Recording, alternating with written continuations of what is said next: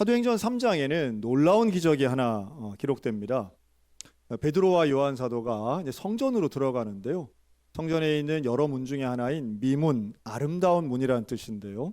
이 미문 앞에 앉아서 구걸을 하고 있는 장애인을 한 명 만납니다. 그는 태어날 때부터 걸을 수 없고 일어설 수 없었던 보행 장애인이었습니다. 그가 할 수 있었던 건 오로지 사람들에게 약간의 돈을 받는 구걸하는 일뿐이었는데요. 그래서 베드로와 요한을 보고도 돈을 좀 받으면 좋겠다 하는 시선으로 사도들을 보았는데, 그 유명한 말씀을 하죠. 베드로 사도가 은과 금은 내게 없지만 내게 있는 것으로 내게 명한다. 그리고 예수 그리스도의 이름으로 그를 잡아 일으킵니다. 그랬더니 놀랍게도 발목과 발에 힘이 생겨서 생애 처음으로 그 자리에서 벌떡 일어나게 됩니다.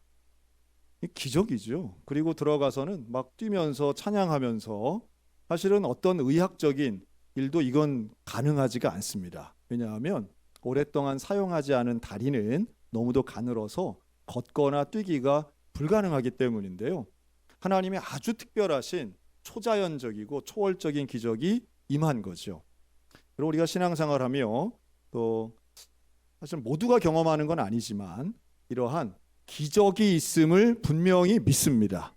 또 필요하다면 하나님의 은혜 가운데 이런 기적도 임하는 경험이 있으시기를 주의 이름으로 축복합니다. 그래서 이 본문 가지고는요, 우리가 이런 설교들을 합니다. 저도 했는데요. 하나님은 못 고칠 질병이 없다. 하나님은 어떤 장애라도 다 기적같이 낫게 하실 수 있다. 저는 사실 이걸 믿어요. 하지만 또 한편으로는 이 설교가 불편하신 분들도 있어요. 20살 청년 한 명이 바로 그러한 설교 앞에 질문을 합니다. 목사님, 나는 태어날 때부터 소아마비고 지난 20년간 나는 하나님 앞에 걸을 수 있게 해달라고 기도했는데 아직까지 내 상태는 조금도 나아지지 않았습니다. 이것은 하나님이 무능해서입니까? 아니면 내 기도가 부족해서입니까? 라는 질문을 한 거예요. 여러분 어떠세요? 주변에 신체에 장애가 있거나 혹은 질병 때문에 활동이 어려우신 분들 중에 이 정도 태어날 때부터 가지고 있는 불편함을 기도나 신앙으로 완벽하게 극복하신 분을 보신 적이 있으십니까? 우리는 기적을 믿지만 실제로 이러한 기적이 주변에, 이 시대에, 내 곁에, 우리 교회에 있는 것을 그렇게 보기는 쉽지 않습니다. 그리고 우리가 냉정하게 봐야 될 것은 사도행전 3장 전체 이렇게 극적으로 치유된 사람은 이 사람 하나뿐인 거예요.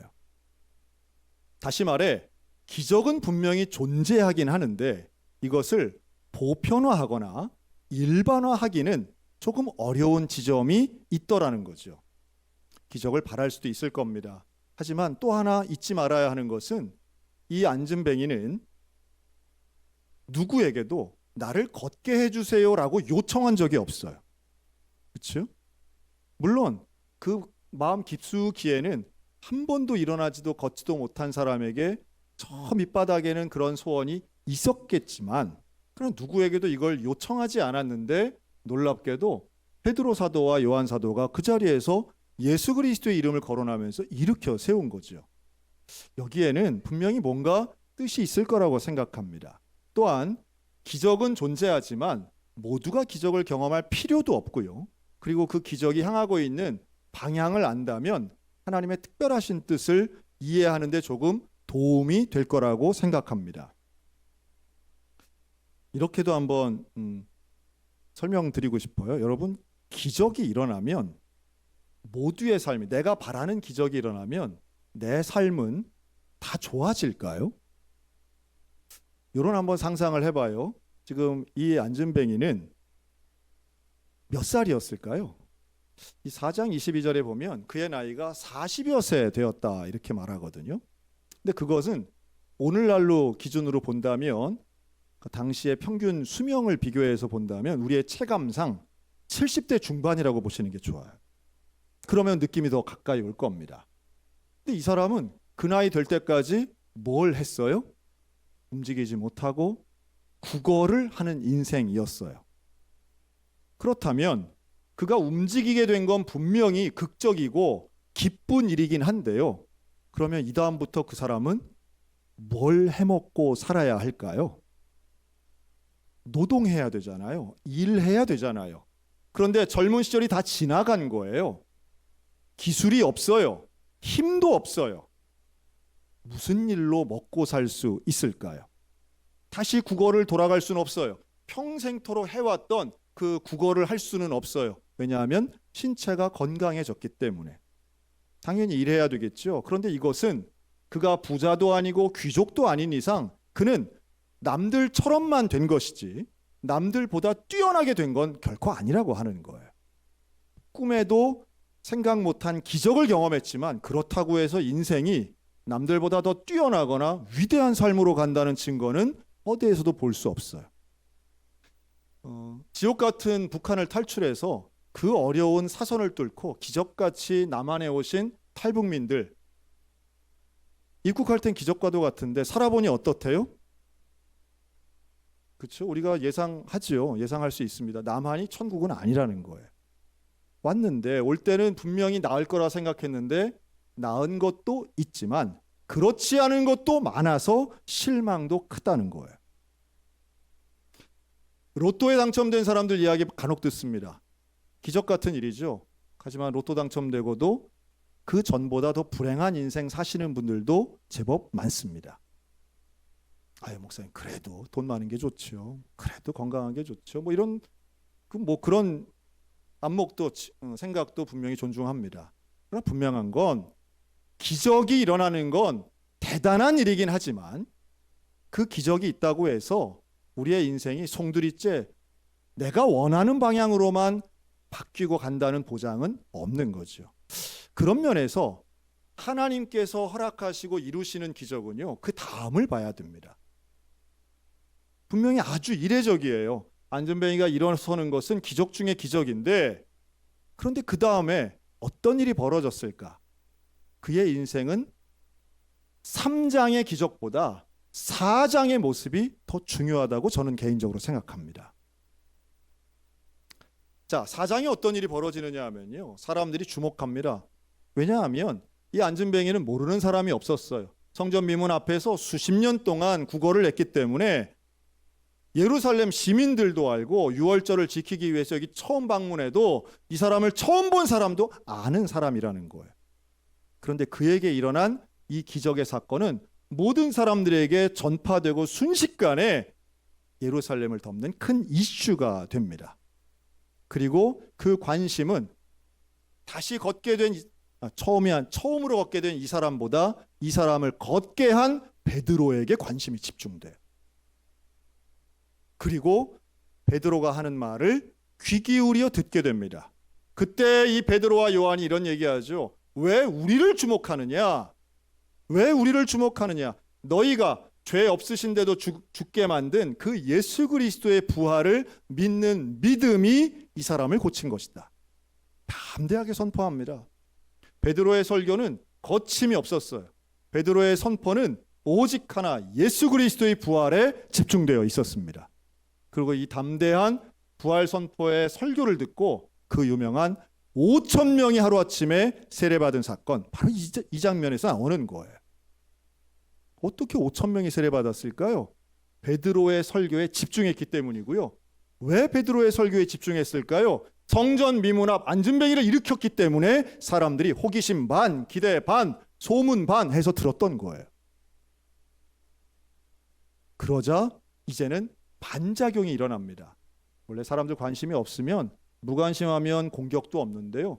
관심 많고 사람들이 집중하면 반작용이 일어나요. 대제사장 가야바는 물론이고 제사장이 베드로를 불러요. 신문합니다. 야, 바로 얼마 전에 너희의 스승 그 예수가 이렇게 예루살렘을 한바탕 소란스럽게 만들었는데 이제 이것들이 사라진 줄 알았는데 또다시 나타나서 예수 이름을 들먹여 경고를 합니다. 그런데 바로 그 자리에 4장 11절 바로 4장 14절 그 자리에 누가 있었냐 하면 바로 성전 미문 앞에 앉아있던 그 안진뱅이가 함께 있는 거예요. 함께 있어요. 대제사장이 살벌하게 이야기를 하려고 해도 증거가 이 사람이 서 있으니 아무 말을 못합니다. 왜냐하면 비밀스러운 사람이었다면 거짓말이라고 몰아갈 수 있었을 텐데 이 사람이 움직일 수 없었던 사람이라는 걸 예루살렘 시민 모두가 아는 거예요. 모두가 아는 그 사람이 일어나서 활동을 하고 있는 거예요. 부정할 수 없는 기적의 증거였던 거죠. 여러분, 증인은 두 가지 조건이 있습니다. 증인은 첫째는 경험해야 돼요. 본 게 있고 들은 게 있고 경험해야 증인이 되잖아요. 또 하나 있습니다. 내가 본 것을 말하고 표현하는 확신이 있어야 돼요. 그러니까 내가 보긴 봤는데 나 말 못해. 이러면 증인이 안 돼요. 듣긴 들었는데 나 잘 확실하지 모르겠어. 이러면 증인이 안 돼요. 이 두 가지가 있어야 되는데 예수 그리스도의 부활은 우리에게 분명히 눈으로 본 건 아니죠. 그런데 이걸 우리는 어떻게 알고 우리는 어떻게 확신 있게 증인의 삶을 살까요? 이걸 베드로가 그대로 얘기합니다. 예수 그리스도의 부활을 믿는 믿음이 저와 여러분에게는 경험이고 실제고 증거인 줄로 믿습니다. 이 믿음, 여러분, 이 믿음으로 우리는 거룩하고 온전한 위대한 삶을 살아갈 수 있는 거예요. 놀랍게도 이 안진뱅이는 고쳐달라고는 얘기하지 않았는데 기적을 경험하는 그 순간 자기가 예수 그리스도의 이름으로 일어났다는 사실을 인지해요. 그리고 예수님의 부활의 선포의 그 자리에 함께 있었어요. 우리는 그냥 기뻐가지고 와 하고서는 어디 뛰어 들어가고 춤추고 사라진 줄 알았는데 그게 아닌 거예요. 여러분, 기적은요, 그 다음 단계에 만약에 이 사람이 몸이 건강해졌으니 이제 가서 내 맘대로 살래, 내 맘대로 죄 짓고 내 맘대로 타락하고 한 번도 안 해본 방탕한 삶을 살래, 이러면 그 기적이 무슨 의미가 있겠습니까? 그런데 이 사람은 일어서서 자기를 일으켜준, 자기를 낫게 해주는 도구로 쓰임받은 베드로 사도와 함께 있었어요. 상대방은 권력 있고 힘 있고 언제든지 나를 분명히 싫어하는 거 알아요. 이 상황을 싫어하는 대제사장 앞에서도 담대하게 이야기하는 베드로 사도 옆에서 부활의 증거로 쓰임받고 있었다는 거죠. 여러분, 오늘 우리들에게 부활은 과연 어떤 의미가 있을까요? 여러분, 이 부활은요, 놀랍게도 되살림의 의미가 있다고 저는 확신해요. 되살리는 의미. 원래 부활은 죽어야 다시 살아가는 거잖아요. 그런데 살아있는 사람에게 부활은 어떤 의미가 있을까요?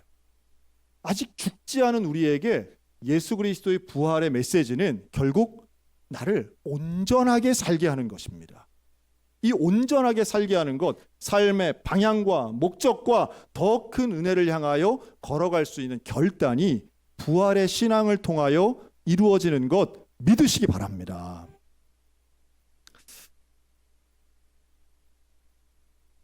이 20살 청년은 왜 내 소아마비는 낫지 않냐고 목사님에게 항변하죠. 그때 이 목사님이 이 청년에게 고린도후서 12장을 들려줍니다. 지금 피셔도 찾지 못해요. 이 고린도후서 12장 전체는 사도 바울의 기도의 내용인데요. 바울이 자기 자신의 질병에 대해서 기도하는 내용이 있어요. 바울도 병이 있었어요. 이런저런 병명을 유추해 볼 수는 있는데요. 바울을 상당히 괴롭힌 질병이었어요. 근데 바울은 이걸 3번 이상 기도했는데 낫지 않아요. 바울은 이 질병을 육체의 가시라고 말합니다. 그런데 이 고린도후서 12장에 보면 사도 바울이 자신의 질병을 이렇게 해석합니다. 하나님이 나를 자만하지 않게 하기 위해서 질병을 주셨다. 즉 교만하지 않게 하기 위해서 나에게 이런 고쳐지지 않는 병을 주셨다고 고백해요. 자, 여기서 오해하지 마셔야 될 것은 모든 질병이 나를 겸손하려고 있는 건 아니에요. 자, 이게 우리가 소위 말해 성경 해석의 적용의 오류인데요. 성경이 이렇게 써 있으니까 그냥 내가 아는 아무 사람한테나 아파? 겸손해야 돼. 이렇게 하는 건 아주 잘못된 적용일 수 있습니다. 그건 바울의 고백이에요. 바울은 자신의 질병에 대해서 자신이 해석을 합니다. 그런데 그 해석은 그냥 되는 게 아니라 하나님 앞에 기도하며 응답을 받는 거예요. 그리고 그 응답은 병의 치료가 응답일 수도 있지만 하나님께서 우리에게 약속하신 기도하는 사람 모두가 응답받는 응답이 있는데 그건 바로 하나님이 함께 하시는 것인 줄로 믿습니다. 하나님이 함께 하시는 것. 여러분, 이것은 예외 없이 받을 수 있는 응답이에요. 그러니까 기도하셔야 돼요. 그렇게 기도해서 하나님의 임재를 경험한 사람은 여기에 대한 하나님의 뜻으로 해석할 수 있어요. 사도 바울은 그 응답을 받은 이후에 그는 다시는 자신의 질병에 대해 기도하지 않아요. 그리고 그 이후로는 육체의 가시라는 표현도 더 이상 쓰지 않아요. 그건 무슨 말이냐 하면 의학적으로는 치료 안 됐을지 몰라도 그의 영적으로 진실된 고백으론 더 이상 자신에게는 문제가 되지 않는다는 표현이에요. 자, 이 말을 그 20살짜리 소아마비 청년에게 목사님이 합니다. 아마 여기 오늘 오신 분들 중에도 이러한 고린도후서 12장에 대한 해석이 그렇구나 하고 마음에 드는 분도 있을 거고요. 그건 너무 억지야.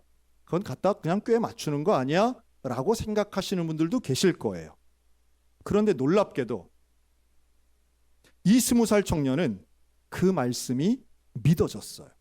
그리고 오랫동안 이 문제를 놓고 기도하고 하나님의 뜻에 대해 궁금해하던, 여러분, 저는 이런 시간이 꼭 필요하다고 봅니다.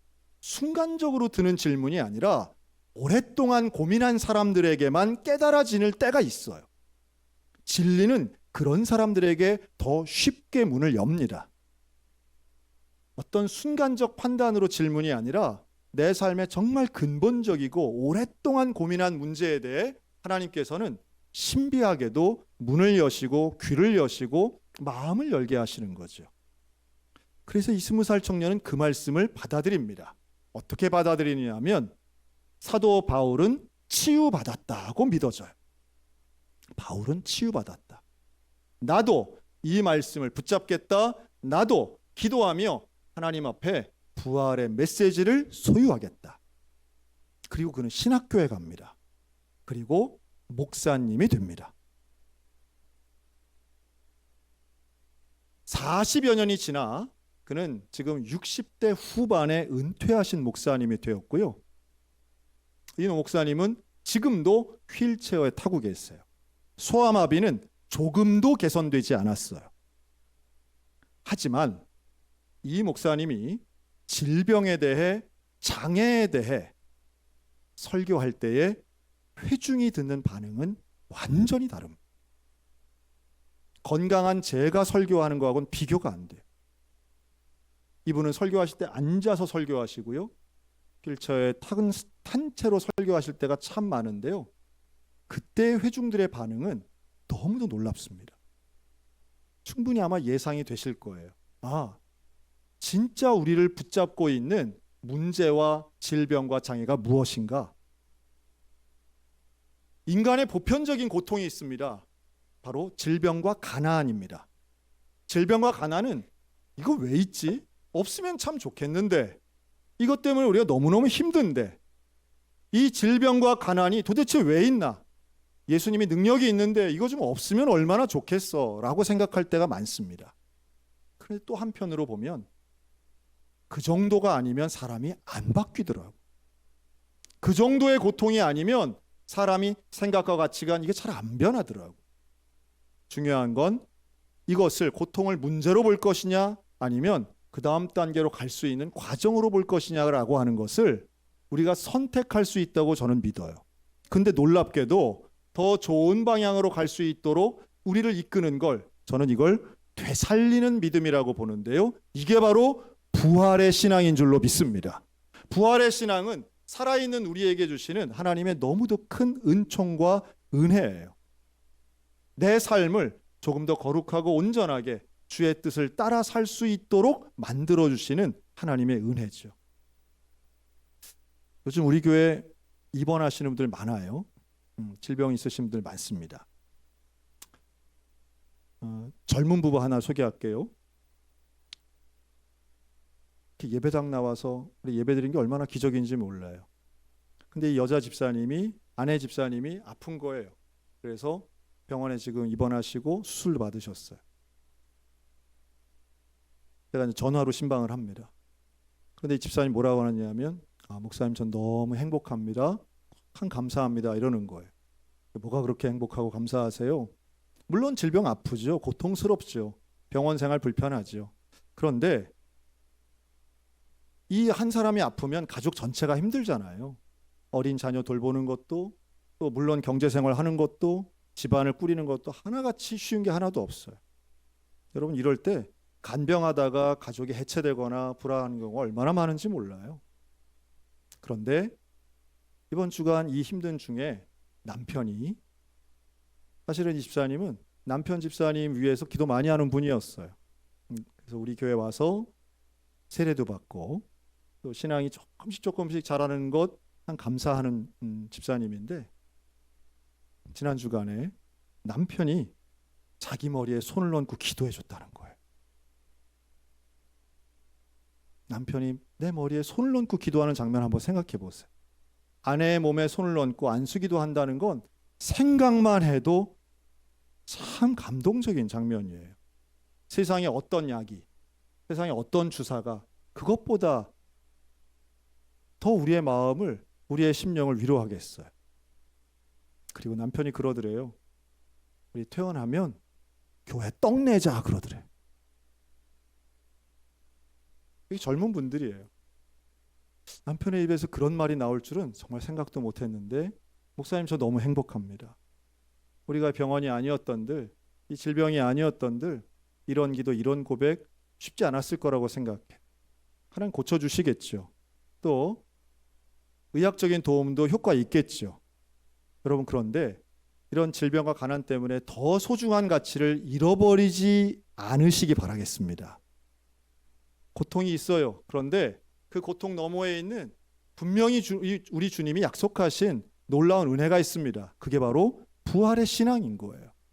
이 부활의 신앙을 고백하고 선포하는 것, 이게 바로 증인된 우리들이 해야만 하는 일입니다. 그리고 그 삶은 조금 더 온전하고 거룩한 삶으로 이끌어가는 거죠. 여러분, 부활이 없으면 우리가 이 땅에서 거룩하게 살 이유가 도대체 뭐가 있겠어요? 내 마음대로 사는 거죠. 하지만 부활이 있고 영생이 있기에 우리는 주님이 원하시는 거룩한 삶을 살아가는 가치가 있는 거예요. 이 증인을 헬라어로 마르투스라고 합니다. 그런데 신약 성경은 이 마르투스를 어떤 단어로 또 쓰느냐 하면 순교라고 하는 단어와 똑같아요. 순교는 다름 아닌 부활의 증인이 되는 사람들이에요. 어떤 상황에도, 누구 앞에서도, 손해를 보더라도, 두려움 앞에서도 부활을 선포하고 부활의 신앙을 가지고 살아가는 그 사람이 오늘날 이 시대의 증인이고 이 시대의 순교자인 줄로 믿습니다.